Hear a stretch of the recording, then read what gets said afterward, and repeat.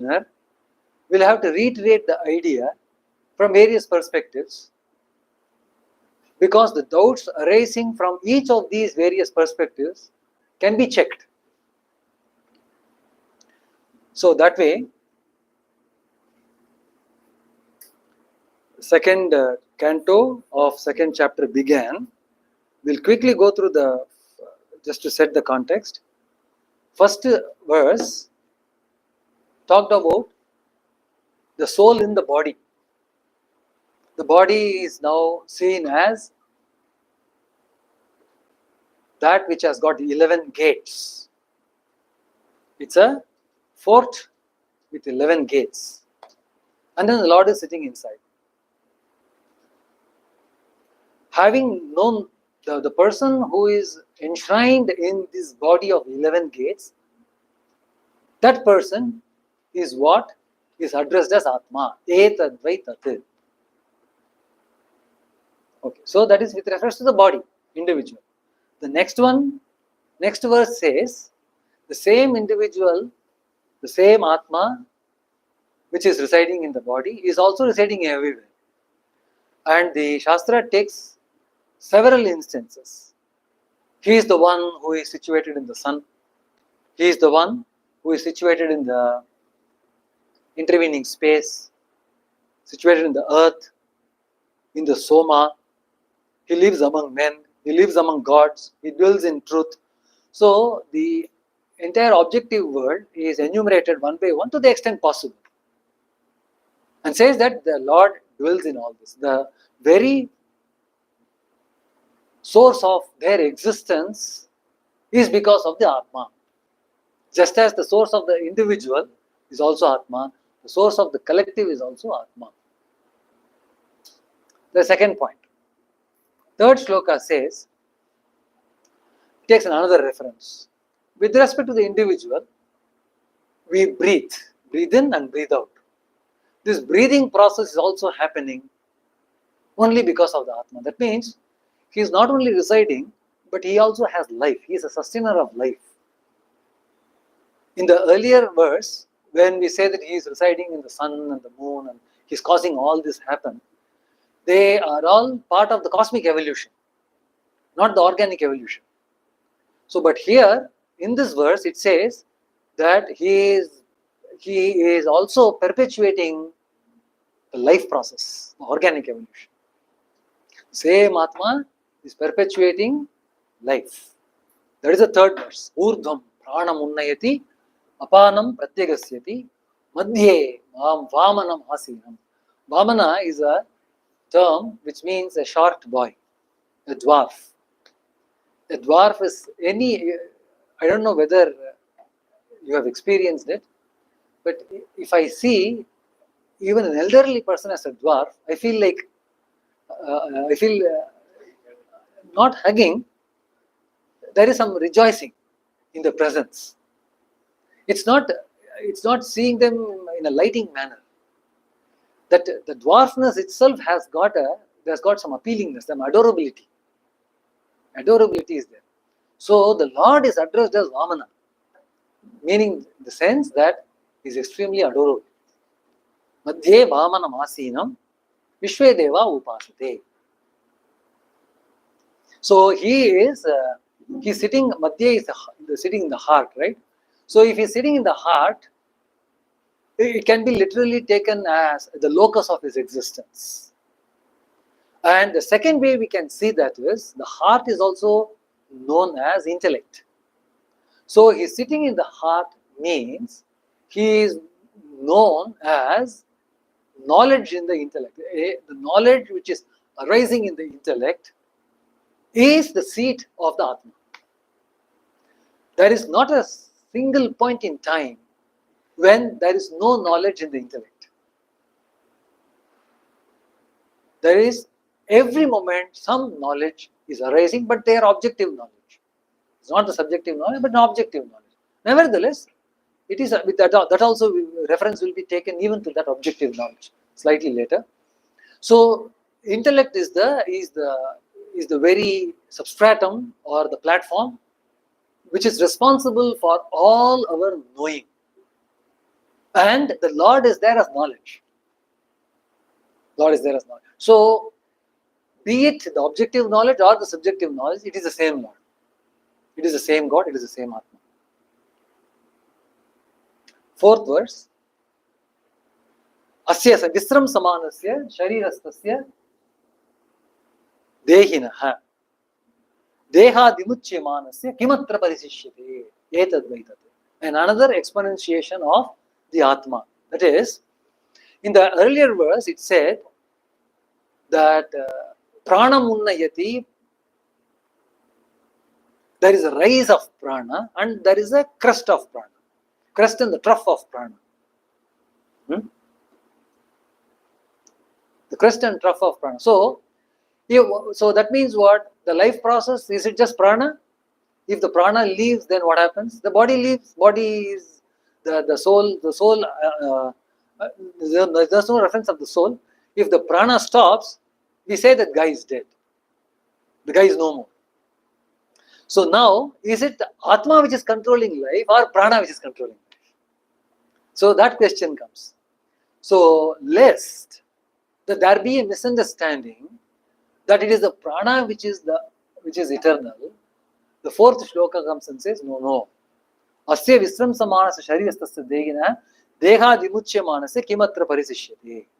So when the indweller leaves, when the indweller which is the Atma leaves, then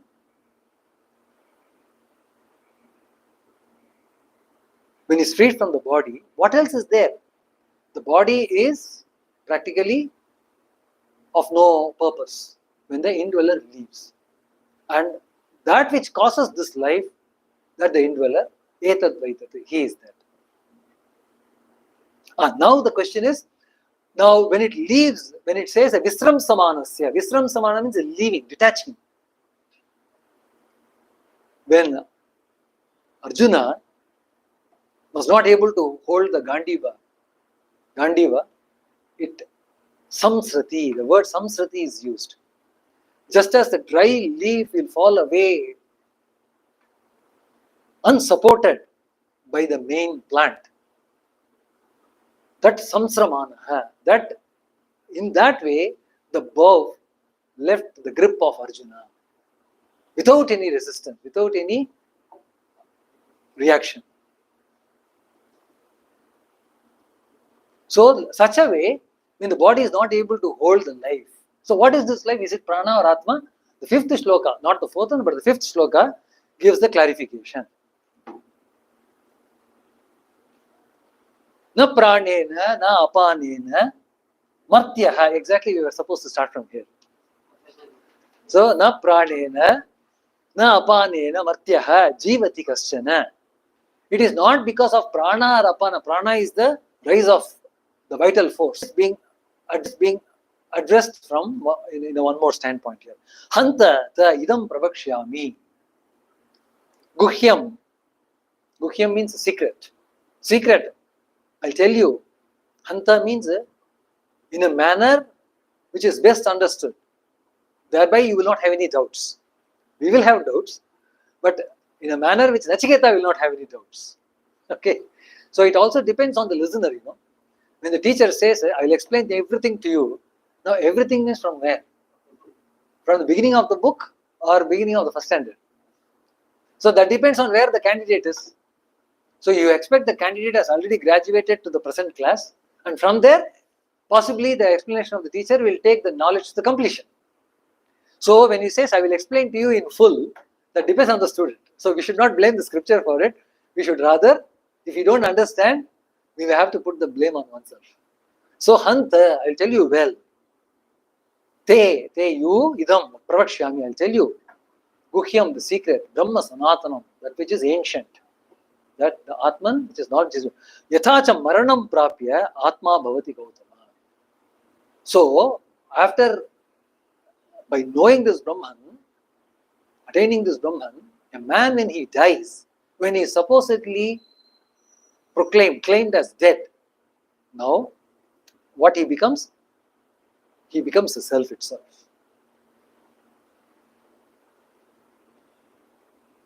Te pravakshyami. I will tell you what happens to him. 7th, Yoni manye prapadyante shariratvaye dehina sthanu manye anusayanti yatha karma yatha shrutam. 7th. Oh, sorry. Yeah. Oh, I have to operate 2 now. Correct. No, that's right. So what happens to the person after death? That was the first question. The third question, coming in the very first chapter. So now Yama is now brooding that almost at the end of the Upanishad. But he has already prepared Nachiketa with various supplements. He says that Yoni manye yatha karma yatha shrutam. Let us take that particular word. See, a man is engaged in several actions and he is possessed with various knowledge. Now, action and knowledge are the two departments of activity which is seriously in business. Karmendriya are the organs of action, namely hand, legs, your mouth for speech and so on. And Jnanendriyas are the indriyas of knowledge, eyes, ears and smell, touch. So there are 5 each. Karmendriya 5, Jnanendriya 5. So one gives you knowledge, the other expends knowledge, expends energy. So energy and knowledge, or karma and jnana, are the 2 things where each one of us are engaged in, and we differ in intensity of both application as well as realization. Realization is to the extent of application. So just as the man uses these potential 5 powers of both karmendriya and jnanendriya, according to that will be his continuation. So what actually is hinted is the man is the maker of his destiny. Just as you do to others, the others will look upon you. The others will do unto you. So as a result, what happens? The jiva, the life process gets bifurcated at the very inception of the creation. One, it takes yoni. Yoni means womb.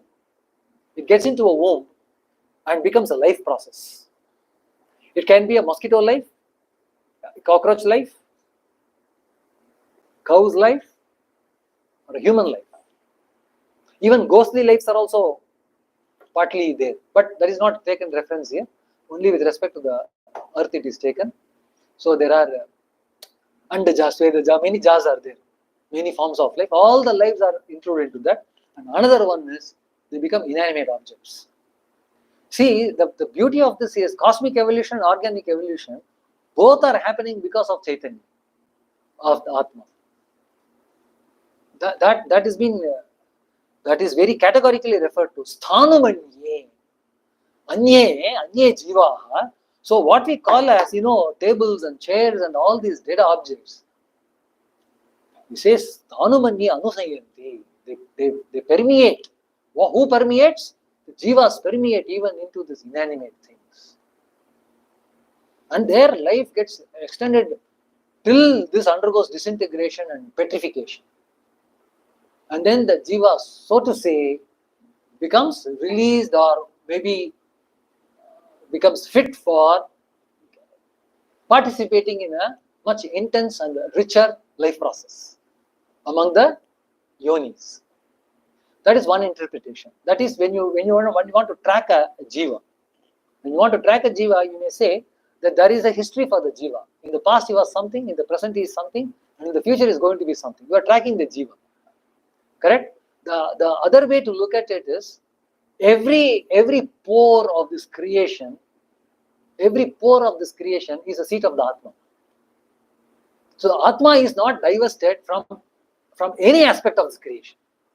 It is not necessary that you have to track a jiva. You don't have to particularize the jiva with respect to one single cavity or single pore. Cavity I am saying because there is a residence. The Atma is residing. So I am saying cavity. So no, you don't require to mention these cavities at all. Anything that exists is permeating with. So the Upanishads take this language. So if you say that this inanimate thing is there, now this inanimate thing, does it have, you should not ask, is there one jiva or 2 jivas? Suppose I take up one Karthik and Kaushik and you say, is there one jiva or two jivas? Naturally, single individual, so you can say one jiva, just for the sake of, for the business language. But it is the same energy which has gone, which is the same Atma which has gone into the inanimate things also. Sthanu. Sthanu means inanimate. Now, what happens to the cardinality of the jiva when it comes to sthanu? So in this table, is there one jiva or two jivas? Suppose you say there is one jiva for this table. Then if I break this table, I get two pieces. Now this one jiva became two jivas. So that particular interpretation becomes untenable. So how to understand sthanu manyam is every pore is surcharged with chaitanyam. Just as when you switch on the light, there is light in the room. Correct? Can you count the light particles? We cannot count the light particles. But light is every pore, every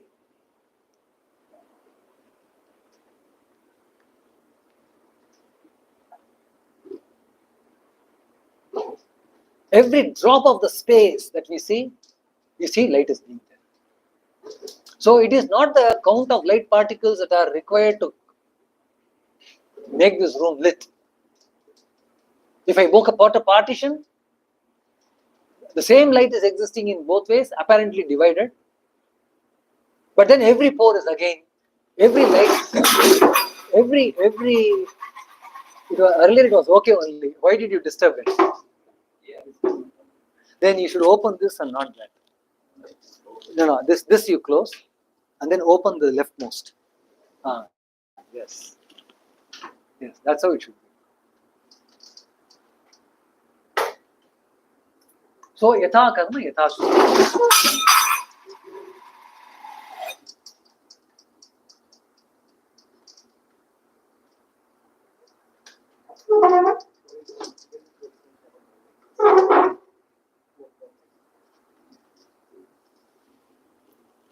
Now you close this window completely. You open the second one. Na? Second one you close it. It has lost the grip. Earlier, all these many weeks it had the grip. Now it has suddenly lost. No, you close the second window. Close the second window. Close it. You should close the second window. Don't open the second window. Close it. See the second window, you are putting a hole. You close that one.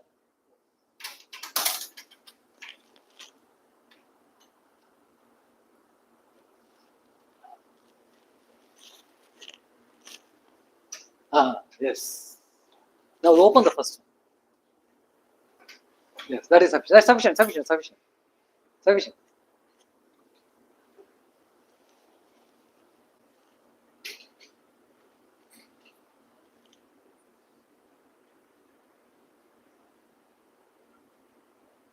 So it is as if the jiva, the light is being trapped in the cavity. The jiva is trapped in the cavity. Some cavities have the potentiality to manifest better. Some cavities, they are dead cavities. So that is the sattva, rajas and tamas. If the cavity has got more sattva guna, then that becomes a womb. These cavities, they have extreme tamas. So their manifestation is the least. It is not the mistake of the Atma, neither it is the mistake of the object. But what is expected out of us in the process of discrimination is, even in the presence of these hard materials, inanimate materials, there is Chaitanyam. But if only this Chaitanyam could have been trapped in a better cavity, it would have become a Dhyanagamyananda. Dhyanagamyananda is no different from this particular table as far as Chaitanyam is concerned. But just because this Dhyanagamyananda had a sattva predominance in the cavity, the root cavity, the intellect, which is sattva pradhanyam, because the Chaitanya got trapped into that, the Dhyanagamyananda came into formation.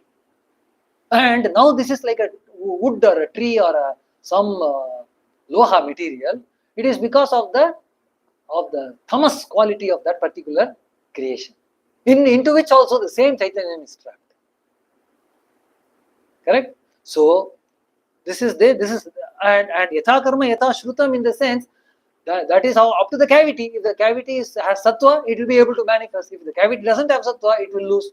Now what happens is this jiva can control its manifestation also. It can become better, it can become inferior. So if it becomes inferior, it can downgrade its existence and even go to the extent of becoming a sthanu. And some point in time it will get rarefied and then find another sattva pradanya, something. I think power is on. No, it's there.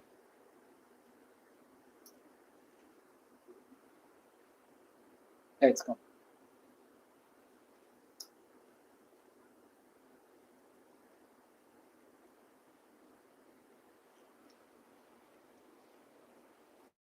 Now, Shloka 8 gives a promise. Ya eshu suktesh jagarti kamam kamam purusho nirmimanaha tadeva shukram tad brahma tadeva amritamuchyate tasmil lokashrita sarve tadu natyeti kaschana etad vai tat. So, since reference of prana was taken before, the same thing continues, that this prana, apparently when it is asleep, but this fellow means this Atma, this Jagrati, is awake. He never goes to sleep. And he goes on creating kamam, itha kamam. Whatever it desires, it goes on creating. Tadeva, that which goes on creating endlessly, when these pranas are asleep, that Brahman, that force, that Purusha is Shukram. Shukram means pure. Tad Brahma. Tadeva Amritam means that is immortal. Tasmin Loka Ashritaha, all the worlds, Lokaha, Ashritaha, they are all resting on him only. If that Purusha somehow by some nuclear detonation, if that Purusha is made extinct, then you will find that all the worlds, they crumble. If you see in the coconut leaf, you have individual leaves attached to the midrib. There's a midrib and then there are leaves attached to that. Now, can you conceive of a coconut leaf without the midrib? The moment midrib goes away, the coconut leaf ceases to exist. So likewise, the Brahman is that midrib.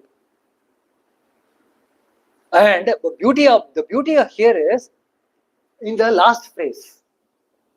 Tadu na atyeti kaschana. Nothing is able to supersede that. Nothing is able to excel. No competitors for this Purusha. So, a table also has that Chaitanya is the tamasic. No, Chaitanya is not tamasic. The material is tamasic. That is why it is appearing as table. If that table also the same Chaitanya is every pore of the creation, Chaitanya is permeating. So it's not that we are counting the pores. Suppose if we say that there is God in this table, suppose we say God, you divide it, has God become 2 or what? So we don't say that. That kind of a counting we don't do. When I say that I am a jiva, right? When I say I am a jiva, the jivatvam, that is only eka, because I don't consider myself as 2, 3, 4. I consider myself as 1. Somehow I have individualized. So in that way, how do we individualize inanimate things? You cannot. If you say this is now 1, if I cut and divide into 2, then all of a sudden I am getting 2 things. So in the inanimate things, how we have to understand this, of its universal permeation. The Chaitanyam is surcharging the entire creation. Every pore of the existence is filled with Chaitanya. 9th shloka. How the one became many. How the one became many is being addressed here. Agnir yachaiko bhuvanam pravishto rupam rupam pratirupo babhuva ekastata sarva bhutantaratma rupam rupam pratirupo bahischa. It's okay, it's going on. Na? না না যত যত যত হয় তত দেখি 1 ঘন্টা হলে যথেষ্ট 36 মিনিটস আছে আচ্ছা ঠিক আছে চেঞ্জ করো 36 মিনিটস বেশি লাগবে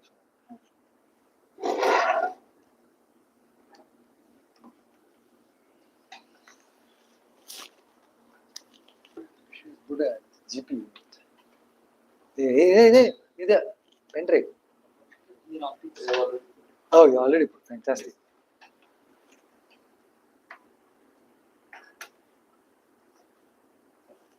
nice here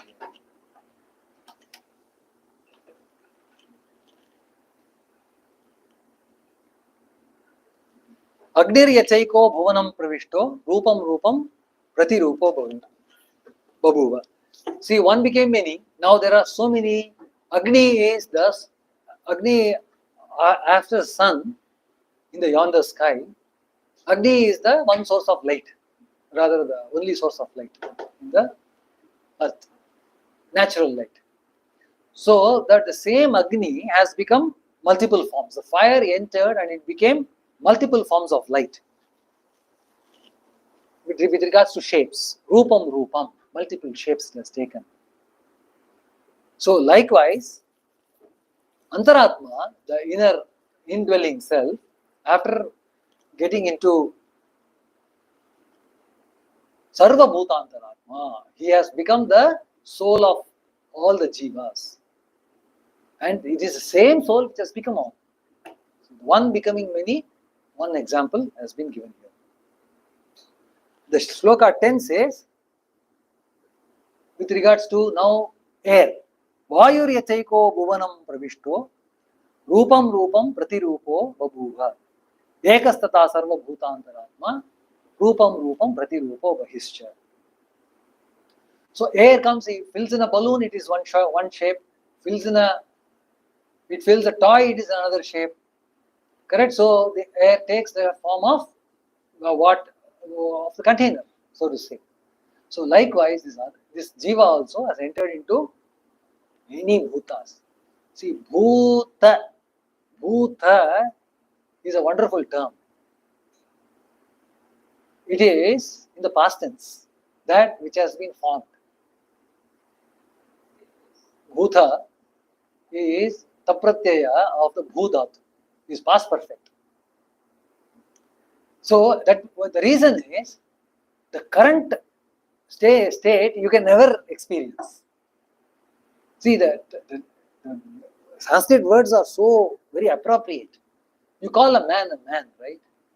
Now, when you after having called him so, the earlier state also is man, the present state is also man, the future state is also man.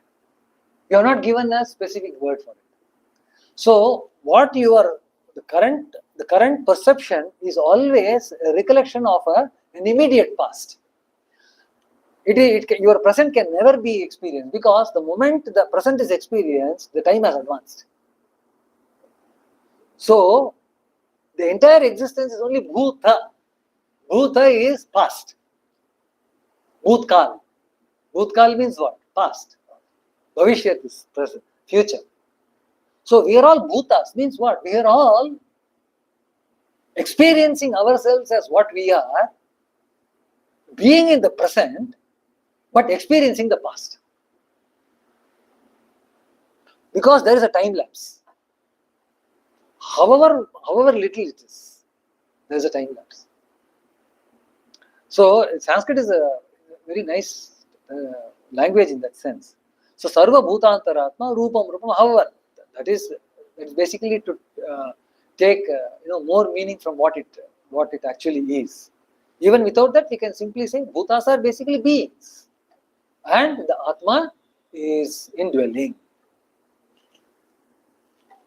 11th shloka, Suryo yatha sarva lokasya chakshuhu. The sun is the eye of the creation. Now, the sun, after having lit the entire universe, because of the dirt in the universe, the sun is not tainted.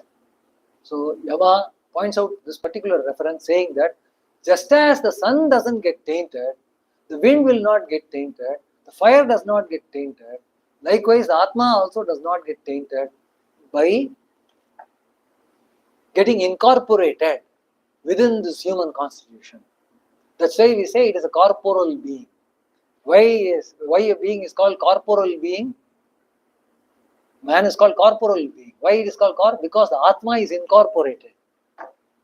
So he is a corporal being. So because of that incorporation, now who is incorporated? The Atma is incorporated. Does the sin attach to the Atma? No, not at all. Not to the least.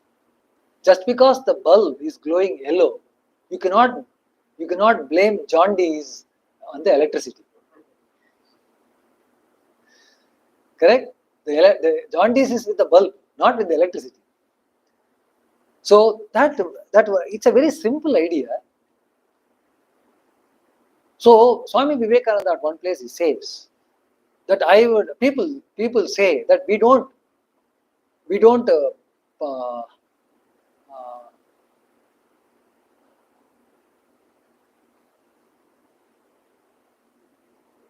what is saying? I will go to any length to find out one such man who can distinguish the sin from the sinner. Because it's a very tough knowledge. To see sin different from the sinner is very tough. So he says, but that is the knowledge one has to acquire. So that means what? This knowledge is not a very ordinary knowledge because it is something which is very difficult to acquire. It is very easy to say the light shines equally on all objects. The light does not get tainted. It is the same with the human being also. He has the Atma as an indweller, and it is because of the Atma the entire body becomes functioning, because at the leaving of the Atma the body is dead, not the prana but the Atma. That has been already clarified. So as a result, every good thing and bad thing done will therefore be attributed to Atma. Is it? No. Atma remains tainted, untainted.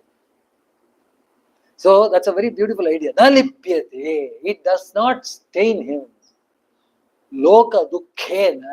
There is so much of sorrow because of all this diversity, all the misunderstanding, all the mistakes that have happened, all the crimes that have been committed. There is so much of suffering, but this suffering does not touch the Atma. Na lipyate. So, how it is untainted? Acharya Shankara gives a very nice exposition here. You see, he takes a reference. Already references are given, but Acharya, he has to say something more than what the scripture says. So he says, you snake, a silver and a water and a dirt. Why snake? Raju Sarpa Nyaya. Why silver? Shuktika Rajada Nyaya. Why water? Mriga Marichika Nyaya. Dirt, I don't know why he said. Dirt is what? Dirt with Nyaya. Anyway, fine. So, soil. Dirt is soil. So, all these are now superimposed. Dirt cannot be superimposed on the sky. Akasha. Soil, huh? Soil and pot. True. But here he says, see, there is a garbage. Now you don't go near that place because it smells bad. Now, is the space polluted? We avoid that space, but for avoiding that space, we have a reason that we want to avoid the dirt. The dirt does not pollute the space. The garbage does not pollute the space. Because if you remove the garbage, the space becomes enshrined in its glory as it was before. Why enshrining? It never lost its glory. It was misunderstood that this air was, the space is full. Air may get polluted. Air mention is not given by the way. Pollution of air is appropriate. Pollution of air is appropriate, but space is given. Sky is space, Akasha. So snake, Raju Sarpa, the movement is given to the. There is a question. One person, four people are watching it online. Okay. So among them, Hemant 1451, he has a question regarding this Raju Sarpa. So he is saying, Pranam Swamiji, there was a discussion on illusion where rope appears as snake, as you mentioned, is not a correct example. Could you please elaborate on this? Who says it's not a correct example? Once actually there was a discussion going on that like Raju Sarkobramas, then I think they were Actually, no. that it's The dangerous to use this example. No, it is not dangerous. It is not at all dangerous. Acharya Shankara has used these three examples: Rajju Sarpa, Shuktika Rajata, and Mriga Marichika in three different contexts. If you lose the context, then the examples are counterproductive. So we have to be very careful in reading the scriptures. When one particular example is used, we have to see the speciality of that example in that context. For instance, Mriga Marichika is very different from Rajju Sarpanyaya. Acharya Shankara has used both. In fact, Vivekananda says that the world presents itself with all its beauties. But now I know, now I shall never be never be bound by them. Because he refers to his own experience when he was moving in the Rajasthan, in the desert region. He found the mirage was bringing forth pleasurable sights and water to quench the thirst, but neither of them was satisfying his soul. However, however suffering he was in, it was not able to satisfy the suffering in him. So then he realized, "Arey, these are all illusions."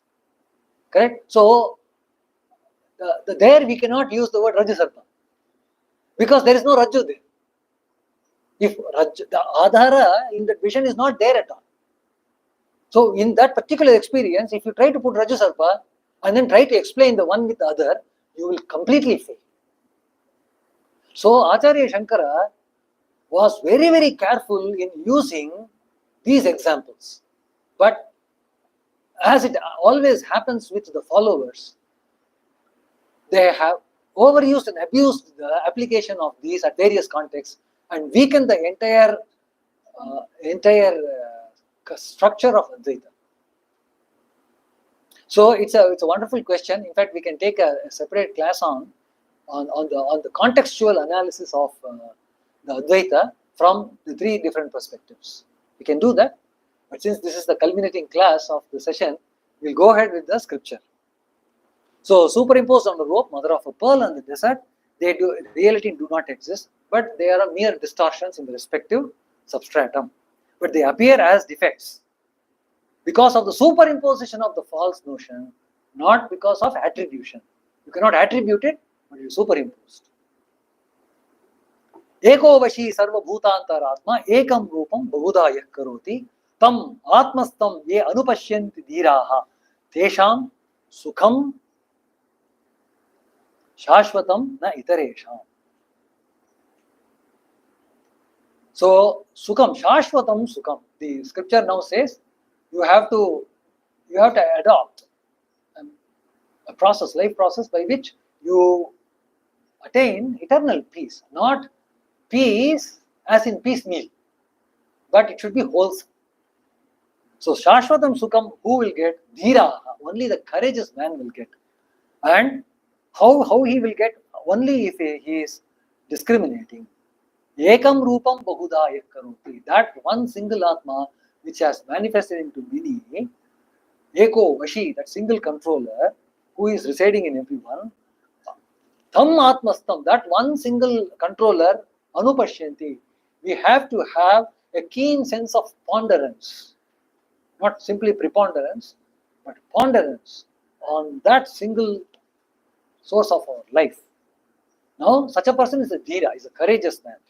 So, for them, shashvatam sukham, they get eternal peace, not the rest. Actually, the word peace, sukham, is coming from a physical construction. Suppose you take a wheel, and the wheel has a center. If the center is not marked properly, and you actually construct the wheel of a vehicle, a cart and you fix such a wheel and drive the cart, do you think the journey will be peaceful? Because an eccentric wheel will wobble, and the wobbling is going to make your life journey miserable. So, kham means space or chidram. Kham means chidram or space. Su means properly delineated space. So, the center of a circle is a properly delineated space. It cannot be compromised. That is what is called sukham. Now, the opposite is dukham.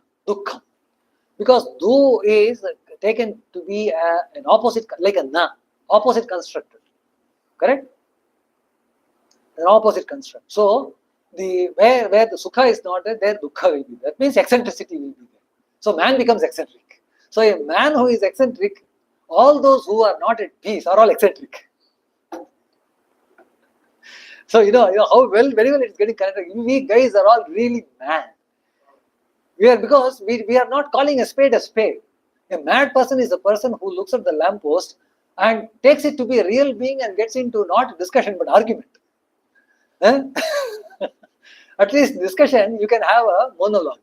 In an argument, in a fight and an argument, you cannot have a monologue. So we apparently are such a dukkha purushas or eccentric, human beings. So that's why sukham shashvatam. It's a beautiful idea. So that human centeredness, antaratma, which is there within us, our ponderance should be on that, centered on that, and then sukham shashvatam. Then then that journey will be peaceful. Not for the rest of the guys. Sloka 13. Nityo nityanam chetanas chetananam eko bahunam yo vidudati kaman tam atmastam ye anupashyanti dhiraha tesham shantihi shashvati na itaresham. Same idea. Sukham shashvatam. Here shanti shashvatam. Shashvata shanti. Eternal peace. Good. So eternal peace is for those, not for others, who are discriminating. Nityo nityanam. It is the permanent of the permanent. Nityo nitya. Actually, here, it has to be seen properly. The nityanam, second nitya that is being given here are those objects which the human being considers as nitya. It is what is called as cognitive permanence, not eternal permanence. We build a house. Do you think that the house will give up in 5 years or 10 years or 20 years? Even 20 years we do not want the house to give up. We will say, what we will say now? No, my children will live. No. My grandchildren will live in this house. So we have such a desire that this thing should be as long as comparable to Nitya. But they are all Anitya. So that Nityanam, that word is used, is in the human cognizable permanence, human understanded permanence. That is why it says this peace is surpassing our understanding. Peace is surpassing. Our understanding of Nitya is not the eternal thing. So the Nitya of these Anityas, the word Anitya is not used for, I don't know for what reason. Nityo Nityana. In fact, one avagraha could have been there. One avagraha would have made it Anitya. Avagraha should have been there, but in some prints, avagraha is left out. Avagraha is left out. In some prints. I don't know why it is left out. But it can be interpreted in both ways. So, Nityo Nityanam, Chetanas Chetananam, Achetanasya, Achetananam Chetanaha. See, this is Achetana. We say this is Achetana. Likewise, in the earlier, that is the same way only. Chetanas Chetana. Among he is the conscious among the conscious, not Achetanas. Correct. So this is very correct. Here Anitya cannot come. The Anitya would have been more direct, but Anitya cannot come. Chetanas Chetanana means that which we feel that they are conscious. We are conscious by what? when there is a when you take a person to a when you take a person to a hospital, what does the doctor do? First thing, the first thing that he does is he feels the heartbeat and he checks the eyeball movement by directing light. If he has a stethoscope, he will touch it, pulse, and then so they are all spandanas. They are all prana. So only prana is the sign of our consciousness, not atma. In our practical life, हम लोग आत्मा को पता ही नहीं देते. हम लोगों को लगता भी नहीं है कि आत्मा है. And to that extent, जरूरत भी नहीं है कि जानना है. Why? Because of the prana. Prana is giving us all explanations that we are seeking. Control the prana, you can control your fortunes, your experiences, your knowledge. So, well, our experience and knowledge and feelings, they are all of the limited kind. When prana is able to fulfill that, then what is the necessity for me to pursue after the abstruse atma? So the scripture says, hey, what you consider as conscious, it is not that, it is consciousness of the conscious. What is the consciousness of the conscious? So what is giving consciousness for the human being? It is a prana. Let us take that, because we cannot go against the doctor's examination. Correct? Because on practical grounds, we need that examination. But then scripture comes and says that this prana is also alive only because of that Chaitanya, which is Atma. So what we consider as Nitya, what we consider as consciousness, conscious, so that which is conscious, now the real thing is one step above. Nityo Nityanam Chaitanas Bahunam Yo Vidadati Kaman. He is the one who is dispensing all these objects of pleasures. Tam Atmastam. Ye Anupashyanti Dhira. Same. That Atma who is pursued by the Dhira, by the courageous. See, it requires a lot of courage to accept. It requires a lot of courage to accept this idea that there is something beyond what our brain processes can perceive. Because often we are taunted with the idea of searching for a black cat in a dark, non-existing black cat in a dark room on a Amavasya night. So Atma has got this stigma, as if apparently this stigma is attached to the Atma. That is the reason why, of course, this Shastra is considered as Astika Shastras, meaning to say that if you don't have the faith in the very existence of the Atma, there is no question of pursuing its realization.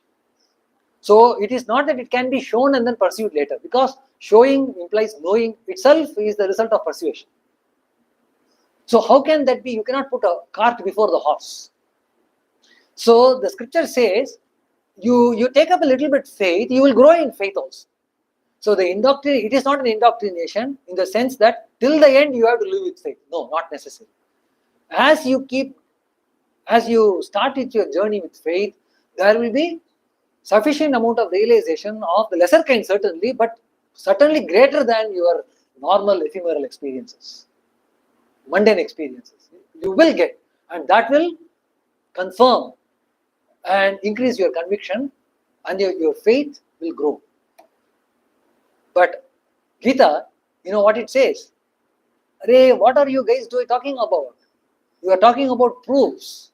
You know something? The man is what his faith is. You go to the room, Google Map says go this way, you will go to some place. There are instances where guys have met with their death, having taken the truth. Correct? Ultimately, people trust. Without minus trust, there cannot be existence. Somebody gives you water. Do you take, your testing laboratory along with you to test the water? Acha, Bisleri bottle water is given to you. You think that the TDS is contained in that? Just because the TDS amount is printed in that, do you think that the TDS level is exactly as it is put in the label? Trust. Man is fundamentally a trusting animal.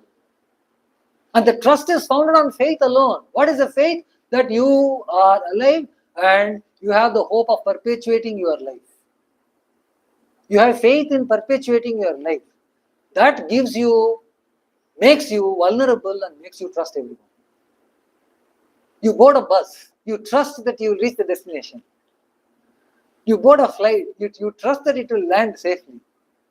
We had a very detailed discussion in our previous semester on this. So, Veera, it requires courage to say that, of course, I admit our vulnerability is there in the faith, but I will grow in faith.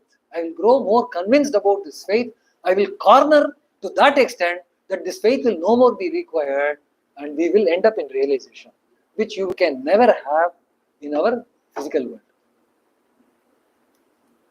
But the eternal world promises that knowledge. Tade taditi manyante anirdesyam paramam sukam katam nu tad vijadiyam kimu bhati vibhatiya. Now the thing is, here a question is being raised. How shall I know that supreme? How shall I know? Tade taditi, people say that is this. Om tat sat. Tattvamasi tat sat. Tad etat. Tat is that supreme. That is this only. This is Atma. Tat is Brahman. And etad is Atma. But the moment you say etad, it is this. Tat is that. So tat, etat. The moment you put a, it becomes personalized, individualized. So tad etat iti manyante. People say that. So katam tu no tad vijaniyam kimu bhati. Acha, how it is to be known? Because if something is to be known, suppose I want to see this object. Can I see this object in dark? I cannot see I can touch the object, of course, but I cannot see the object in darkness. So I need light. So if you say tad etad and it has to be seen, then the question here is, how can it be seen? Do you need some other light to see this, or is it self-effulgent? Is it self-effulgent just like sun? Sun does not require any introduction. So that question is being put. Kim katam no tad vijaniyam kimu bhati. Is it self-effulgent? Kimu vibhati. And does it shine distinctly from others or indistinctly? It will be shining just as in the dusk and the dawn, where the objects are not seen distinctly. A stump of a tree may look like a thief or a policeman depending on the onlooker.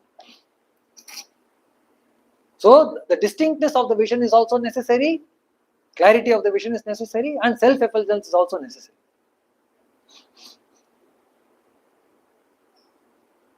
So is it both effulgent or? So that is being natatra suryo bhati na chandra tarakam nema vidyuto bhanti kutoyam agnihi. You are talking of looking at your pen drive in your room, your lost pen drive in your room, where you are using a torch or maybe a lighted lantern. What are talking of this fire?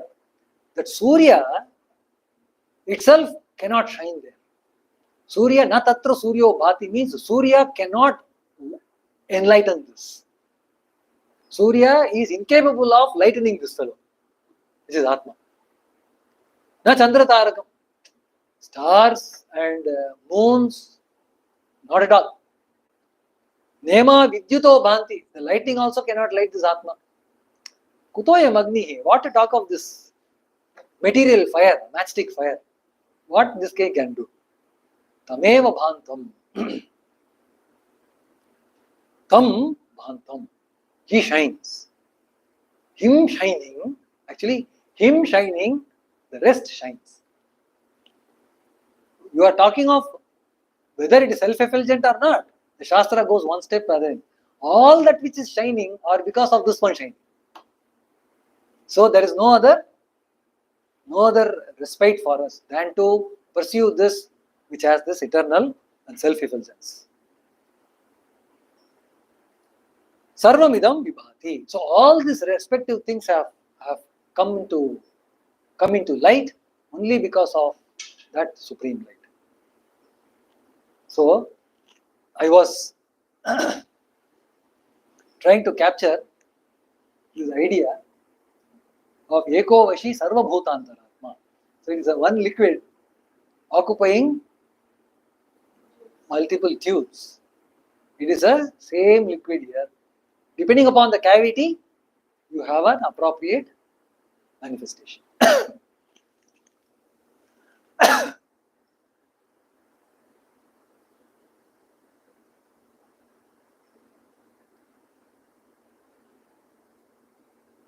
Where is the next one? How to start the 2.3? Oh, yes.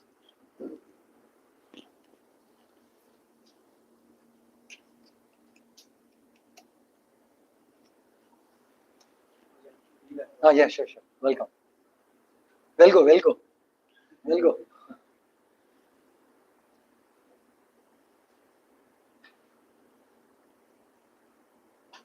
2.3 will skim through fast. Actually, 2.3 is since Yama must be going for a what do you call a pit stop.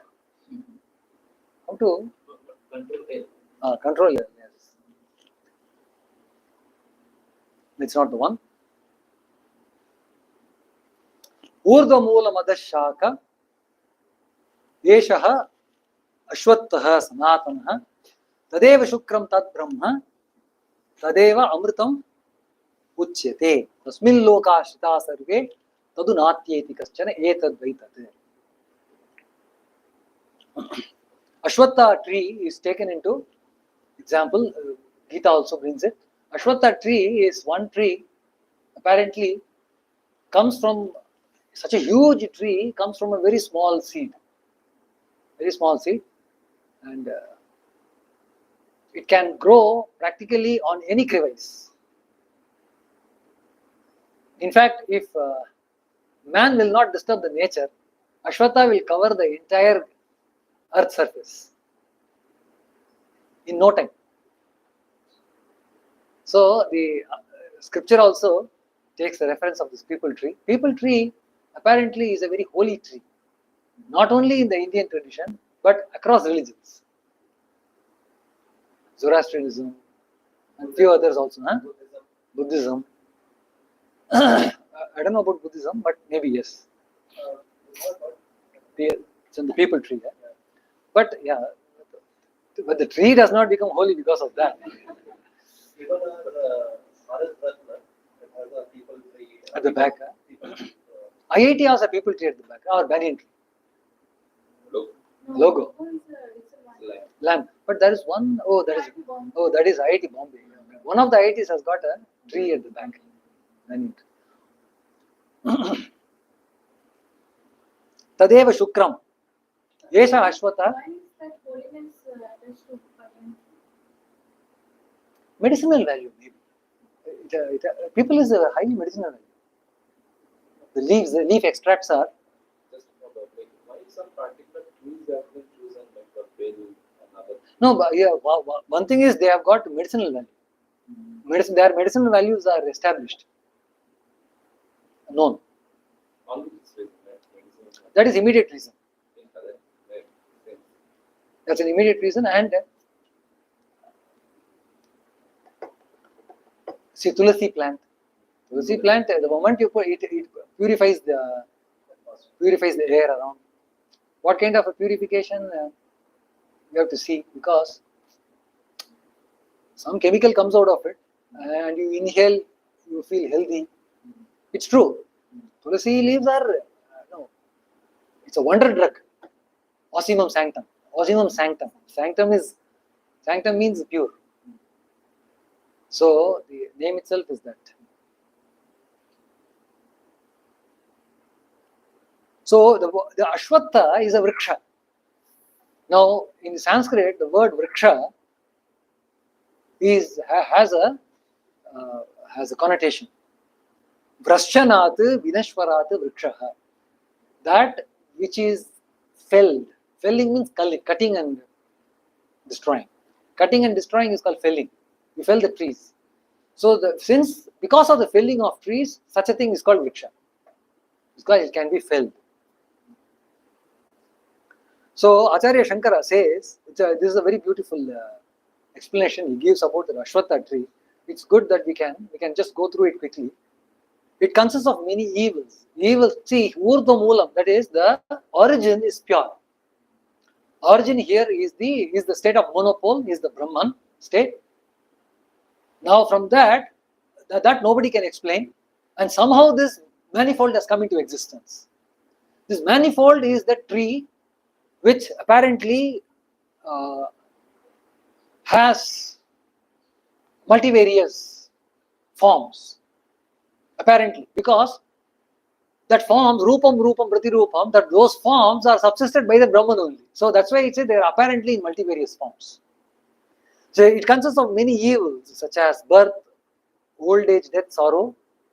It changes itself every moment, this Ashwatha tree, the characteristic of the Ashwatha tree. In as much as no sooner is it seen than its nature is destroyed like magic. The moment you go and understand that Brahma Tattvam, the tree with its manifoldness loses its respect for you. Rather, you lose the respect for that. What does it mean? What is the respect that we have for this creation? Our bondage. We like, we dislike. That is the respect we have. Respect means relation. What is the relationship we have with this world? And a dislike relationship. So that's the respect. So man loses that respect for this relation, means he loses that attachment. He loses likes and dislikes. When he knows that. So, and it ceases to exist ultimately like a tree. The tree, when it is cut, no more exists. So that's why it is called a tree. It is without any heart. Heart would mean pith. There is a pith around which the entire stem gets constructed.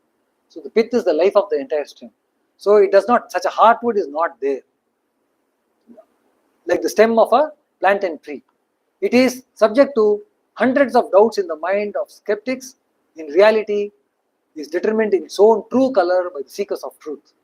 Its essence lies in the root, Supreme Brahman, ascertained in Vedanta. It grows from out of the seed of ignorance. So from the one, what is the growth? The growth is coming out of the seed. Desire, action, and unmanifested. It has for its sprout Hiranyagarbha, the firstborn, Ishvara. Ishvara is also not spared by Acharya Shankara here. He says Ishvara is also apparently stemming from the so-called the Mula Vidya. The Mula Vidya, the primeval ignorance. The inferior Brahman, comprising of the two powers of knowledge and action. It has for its trunk diverse subtle bodies of all creatures. Vigor of growth results from the sprinkling of water of desire. It has for its tender sprouts the objects of senses of the knowledge. Its leaves are Vedas. The Smriti is logic, learning, and instruction. Its lovely flowers are the many deeds such as sacrifice, charity, austerity. Its various states are the experience of happiness and sorrow. Innumerable fruits are the means of subsistence of beings.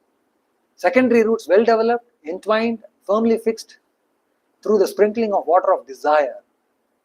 Nests are the seven worlds beginning from Satyaloka and so on. And they are built by the birds, which are numerous living beings from Brahma downwards. It has its uproar rendered tumultuous through the various sounds arising from dancing, singing, instrumental music, disport, clapping on the arms, laughing, pulling, crying, claiming, alas, alas, leave me, leave me.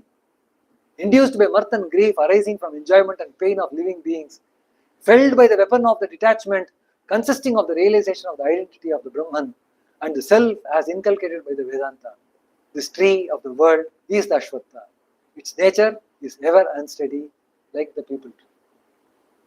It's really a very, very categorical description of the Ashwatha. Anyway, second shloka, Yedidam kincha jagat sarvam prana ejati nisritam mahadbayam vajram udyatam ya etad viduhu amritaha te bhavanti. Yedidam kincha, whatever is there in the jagat, in totality, prana ejati nisritam. Ejati means kampana, moving, shaking. There is continuous spandana. Tell me, show me one particular thing. I'm not able to convince myself of any one particular thing which can boast itself as being static. There is nothing which is static in this creation. Mahad Bhayam, which is Vajram, Udyatam. It's like a Udyatam Vajram, like a upheld thunderbolt. Mahad Bhayam is the cause of fear.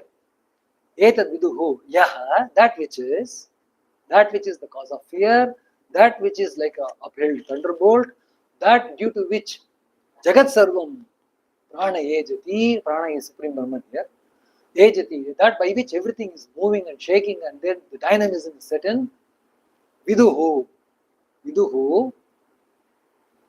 Amritaha, Etad Viduhu, one who knows that Amritaha, the immortal, Te Bhavanti, Te Amritaha Bhavanti. They also become immortal. Brahmavid, Brahma Eva Bhavanti. And then since Bhaya word is used, Mahad Bhayam, the Bhaya is further delineated. Bhayad Agnis Tapati, Bhayad Tapati Surya, Bhayad Indrascha Vayuscha Mrityur Dhavati Panchana. He says, see, Vasha, Eko Vashi Sarvabhu is a controller.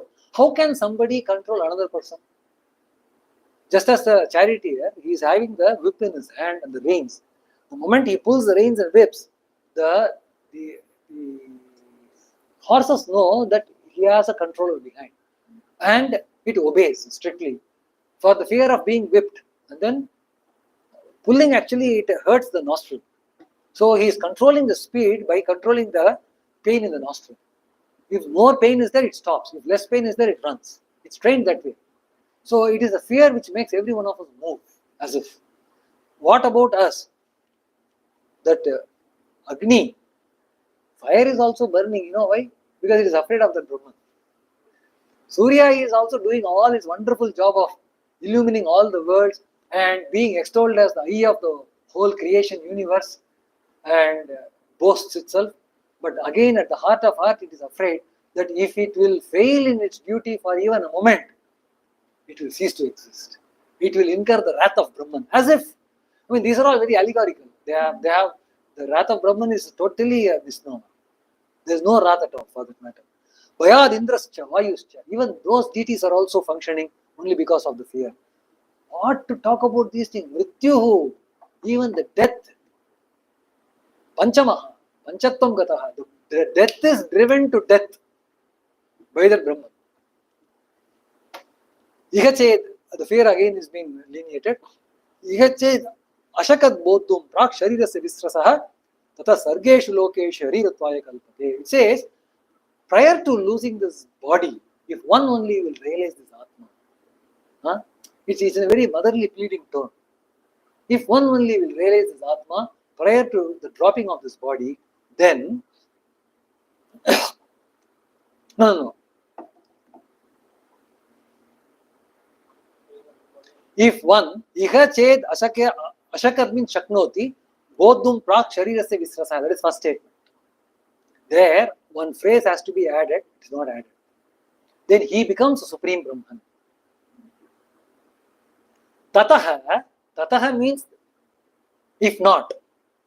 It should be understood as if not. Or else, sargeshu lokeshu sharirattvaya kalpate. He is going to become yet another mosquito, cockroach, or some leech. If he by the dropping of the body, if he doesn't realize his soul, he is going to get one more body. Sharirattvaya kalpate. What about the realization here? What about there are many other lokas? Can we have realization in other lokas? How can they be experienced? The story elsewhere. Yathadarshe tadatmani.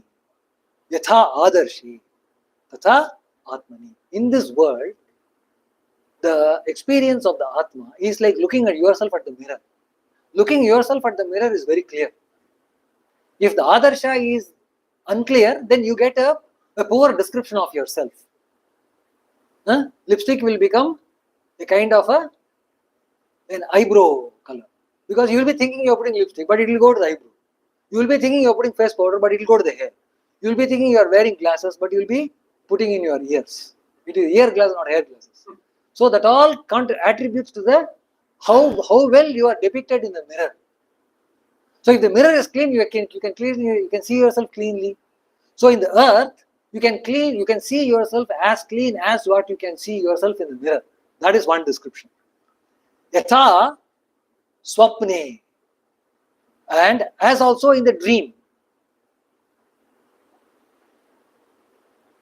In the world, you see yourself just as in the dream. Yatha pitruloke. Pitruloke means in the ancestral world. In the ancestral world, the experience of the self will be just as you have in the dream. When you go to the sleep and come out, you have had the experience of eating a nice rasagulla. Correct? Now the objects have come and gone. That is one kind of an experience. So the experience of the Atma in Pitraloka will be like that. Yatha swapne. Just as Yatha apsu pariva. Just as you see yourself in the water. The reflection of the water is not very clear, It's not very clear. Dreams are slightly better.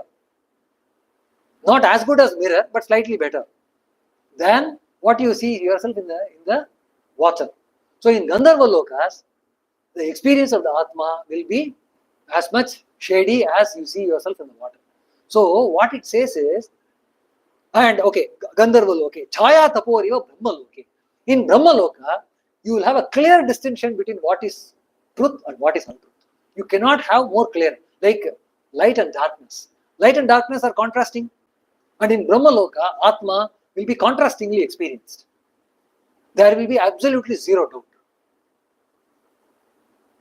Which means to say that other than Brahma Loka, in every other Loka, the knowledge of the Atma is clouded.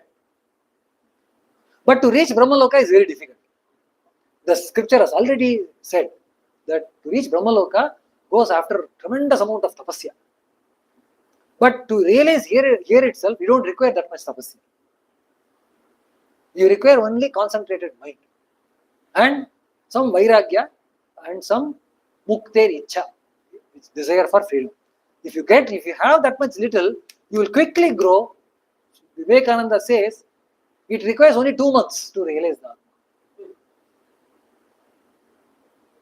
6 months, 6 months, sorry. 6 months. And then One semester. Sri Ramakrishna says 3 days. 3 days is sufficient for you to realize Atma. Just day in and day out, cry for your beloved Lord. Feel the agony in separation from Him. Huh? From my side. After the class, we will have an elaborate discussion.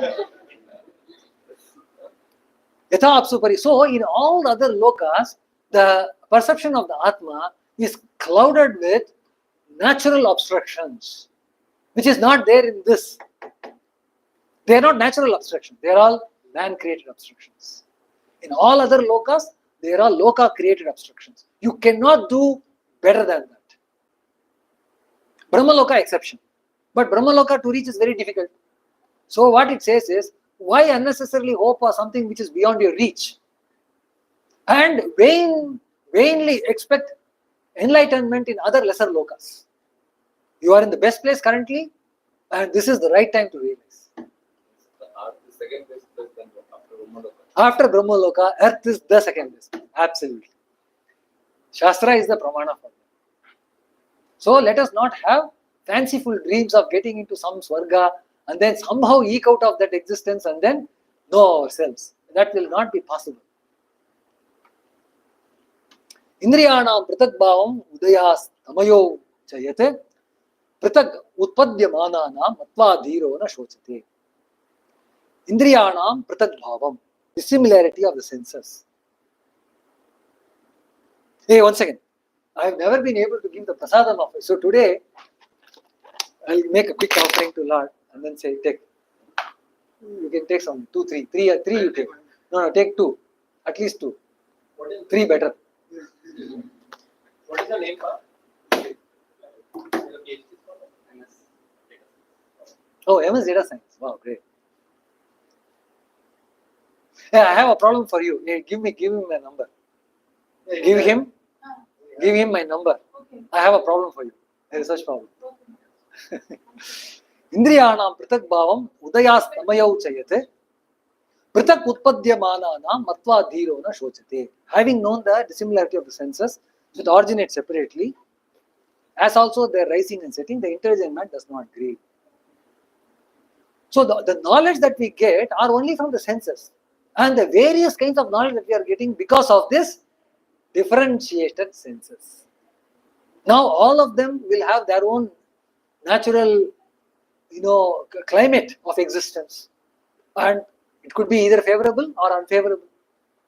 Therefore, it will be favorable means we call it sukha, unfavorable we call it dukkha, joy and grief. Now this fellow,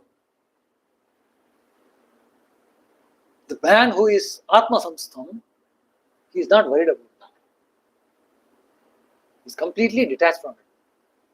But then, will he not engage in the senses?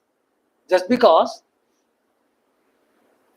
he does not derive joy or grief out of that, does it mean that he will give up the senses? Not necessary. He will work with the senses, but he will not be deluded by the senses. The Shastra repeatedly tells that the singular most culprit in all our mistaken notions, in all our sufferings, the culprit in all our sufferings is the mistaken notion. He says that you correct that notion, then you get rid of this running behind joy and grief. So getting rid of the mistaken notion is the singular target of the scripture. So tarati shokam atmavite. Chandogya says a person who has known the Atma, he has crossed the samsara of sorrow. Taranam word is used, crossing, because the taranam word typically is used, when you are trying to swim across a river or sea or ocean. That's why the taranam word will be used. So you are as if taken across. A boat is called Tarani. Tarani, yes. Tara, Tarani. Tara. Tara is that boat. Tarini. Tara is that boat.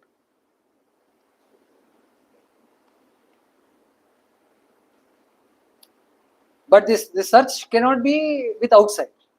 Indriyepyaf param manaha. So even though we say that we are not supposed to be entangled with the climatic conditions of the indriyas, are we to look for the solution amidst the indriyas to fight against? Because you see, you find an enemy, okay, then you have to find the enemy headlong. You cannot avoid the enemy.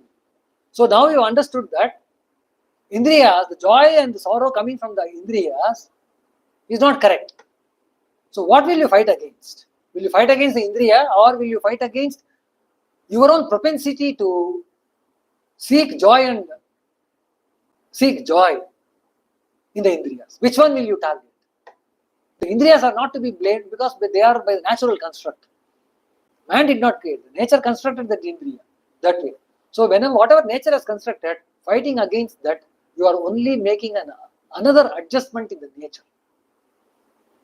Just as flowing river, when checked, will grieve your dam. That is yet another construction in the nature. You have natural dams, particularly in mountainous regions. In mountainous regions, you will see there will be a pit because of the continuous inundation.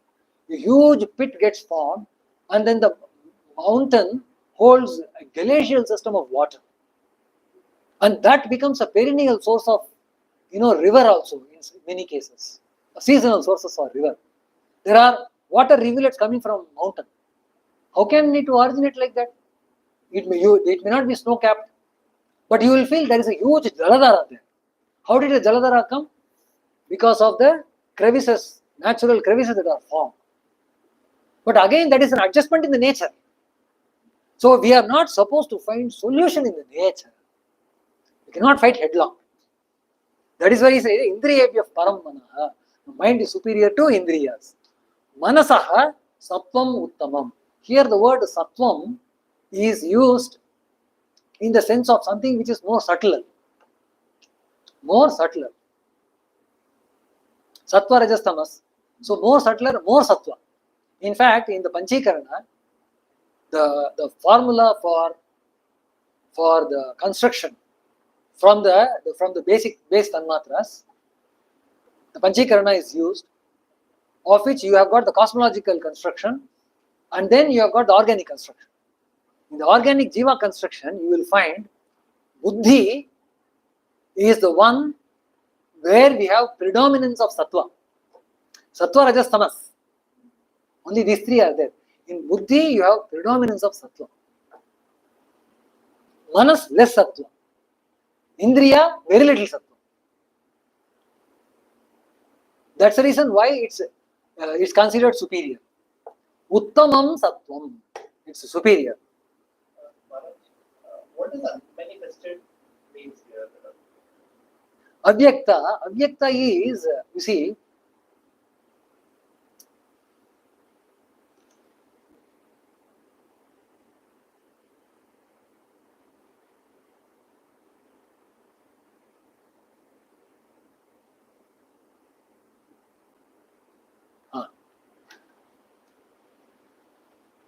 see, now you are seeing this creation. We are all seeing this creation. Now let us look at the universal potency. Universal potency of creation. Is it only this much or something more? Shastra says, no, we don't know. Frankly speaking, we have absolutely no idea. We have to look at the Shastra. Shastra, what it says is, a particle of that universal potency is what has come as manifested.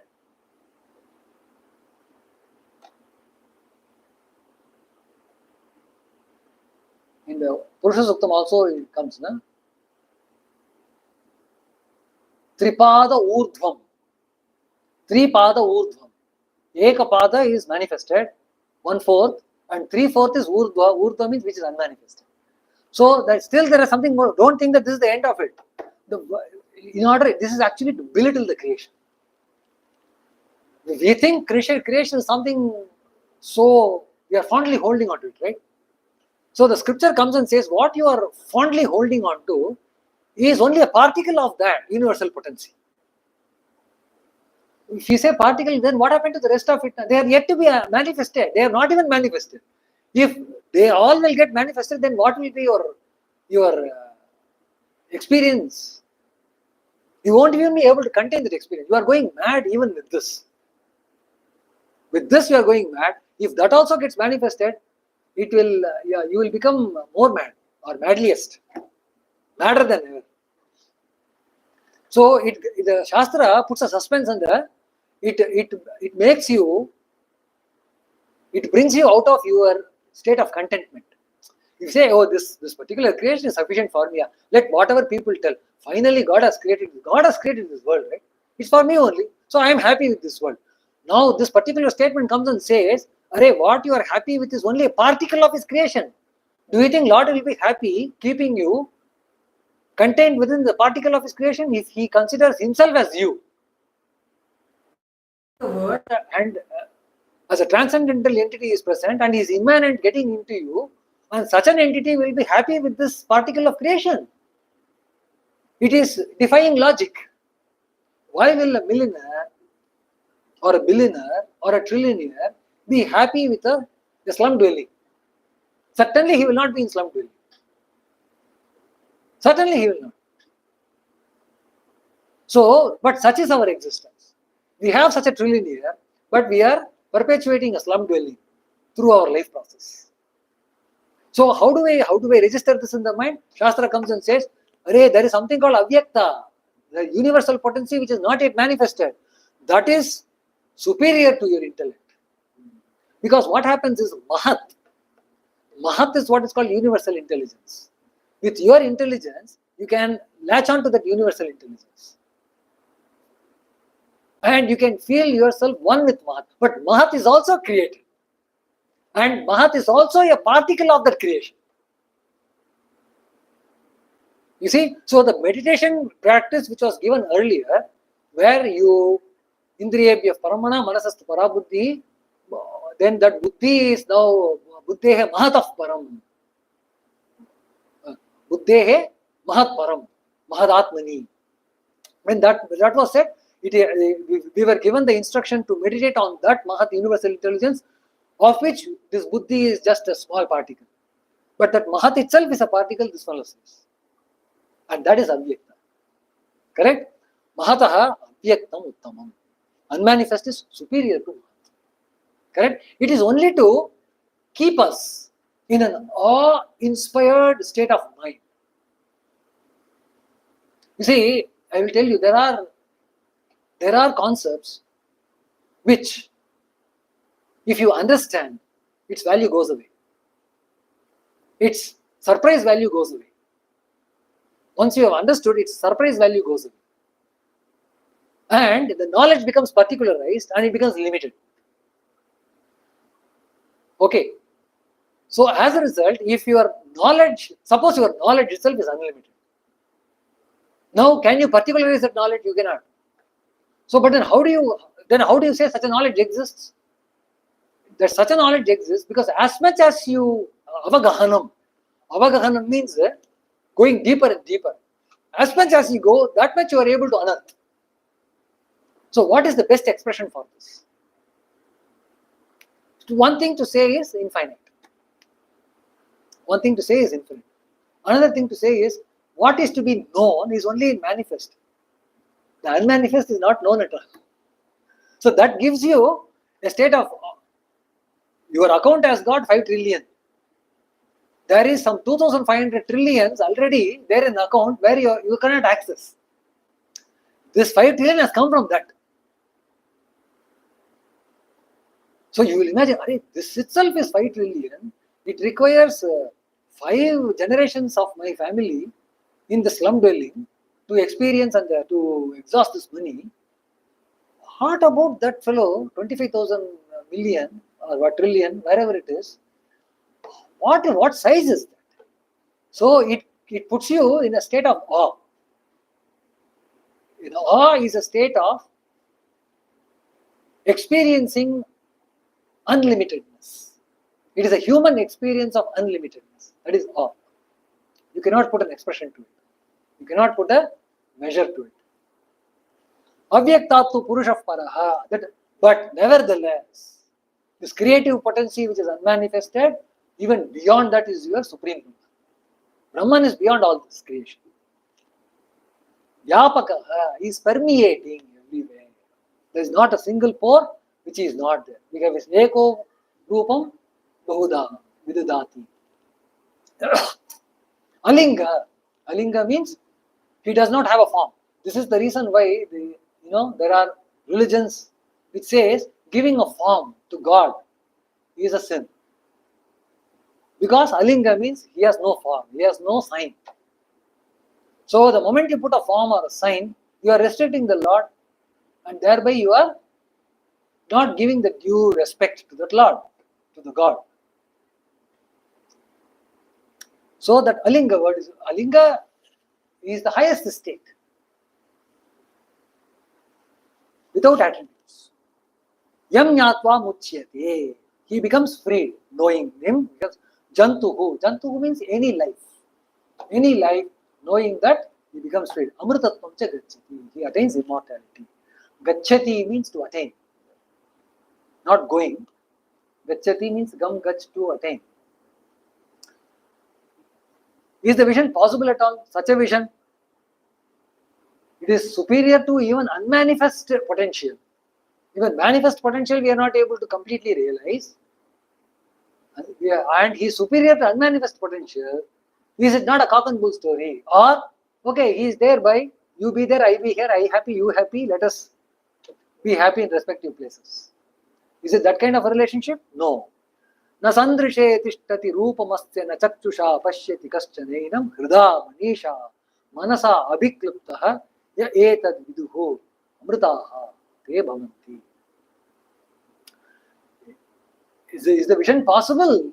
Yes, it is possible, but not with your eyes. Na chakshusha pashyati.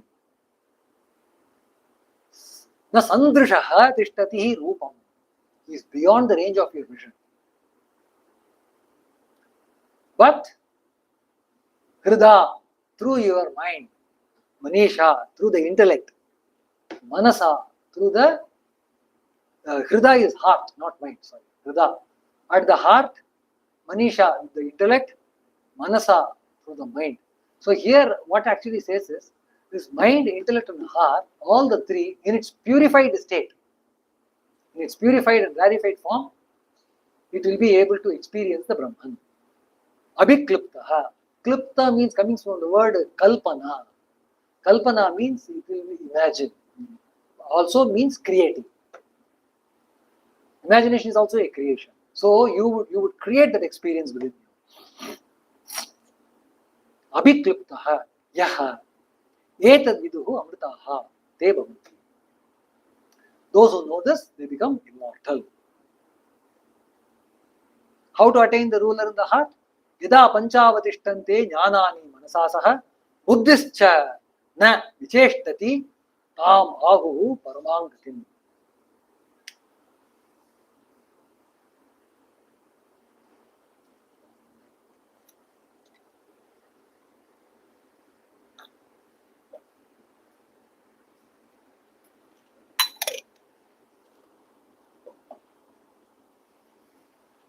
Panchaha avatishtante. Pancha means what? Five. Here, indriya. Jnana indriya. Jnanani means here jnana indriya has been given. Eyes, nose, ears, touch, and then taste. So these five indriyas avatishtante. They get settled. Without being distracted, without being disturbed, they settle. So your objects of the eyes are not pulling here and there. That's the reason why people say close your eyes while meditation. And then they say that don't walk, sit. Because when you walk, what happens? You increase your heartbeat and then you get to see a lot of sounds, hear a lot of sounds. So don't walk, sit in one place. Because if I go out, somebody will honk a horn. So walking, stop. And it will bring a lot of, you have to open your eyes to walk, first of all. So that itself is gone. So closing eyes means you cannot walk. Somnambulism not included. So you have to sit and then, so all the indriyas are contained.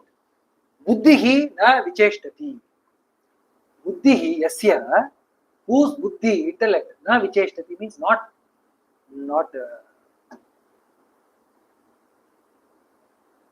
vacillation.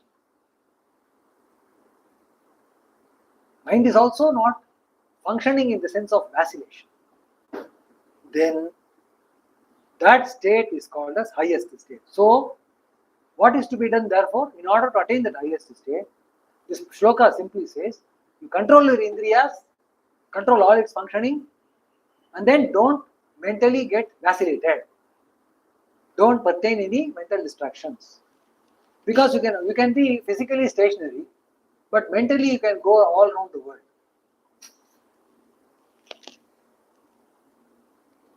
Shloka 11. Tam yogam iti manyante stiram indriya dharanam apramattas tada bhavati yogo hi prabhavapyayo. So here the Upanishad seems to be ascribing to one particular truth with which the yoga, Sankhya yoga or Patanjali yoga also says. Maybe Sankhya yoga and Patanjali yoga have taken this as the seed of truth and then grown the yoga by themselves. It looks like this is the seed. Sthiram Indriya Dharana. So in Patanjali Yoga Sutta, you have 7 stages, right? Asana, Yama, Niyama, Asana, there Dharana word is used. Correct? So Indriyam Dharana. Yeah, holding the mind and intellect and Indriyas. One pointed, steady. That is called yoga. Yoga is actually union and Viyoga with the world and yoga union with the Atma. Apramata, but how that is to be done? One caution is given. This particular exercise is error prone. error problem. Shanai Shanai Ruparamete Buddhya Ditigrihitaya Atmatamstam Manakritva Anakinchidapi Chintayet. Why Shanai Shanai is used? Because Mano Durnigraham Chalam.